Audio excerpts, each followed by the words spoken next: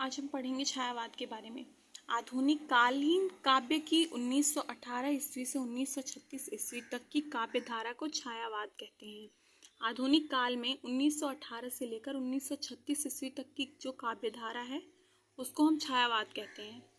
छायावाद का सर्वप्रथम प्रयोग किया था मुकुटधर पांडे ने। सबसे पहले प्रयोग किया था छायावाद का मुकुटधर पांडे ने। छायावाद के प्रवर्तक रहे हैं जयशंकर प्रसाद। छायावाद की प्रथम कविता जो है कुकरी के प्रति मुकुटधर पांडे के द्वारा लिखी गई है। कुकरी के प्रति जो छायावाद की प्रथम कविता है। छायावाद की प्रथम रचना है झरना, जिसको लिखा है जयशंकर प्रसाद ने।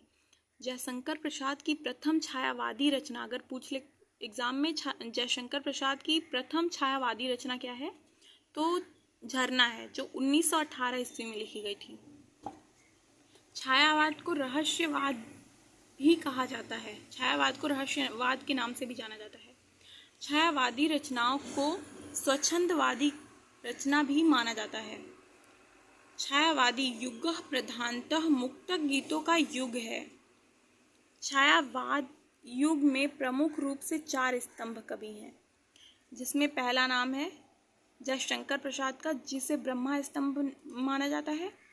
दूसरा नाम है सुमित्रानंदन पंत, जिन्हें विष्णु स्तंभ के नाम से जाना जाता है।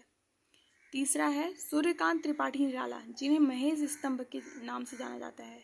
चौथा है महादेवी वर्मा, शक्ति दुर्गा स्तंभ के नाम से जाना जाता है। महादेवी वर्मा को आधुनिक युग की मीरा भी कहा जाता है। रामचंद्र शुक्ल ने छायावाद का संबंध अंग्रेजी के फेंट समेटा से जोड़ा है। रामचंद्र शुक्ल ने छायावाद का संबंध जो है अंग्रेजी के फेंट समेटा से जोड़ा है।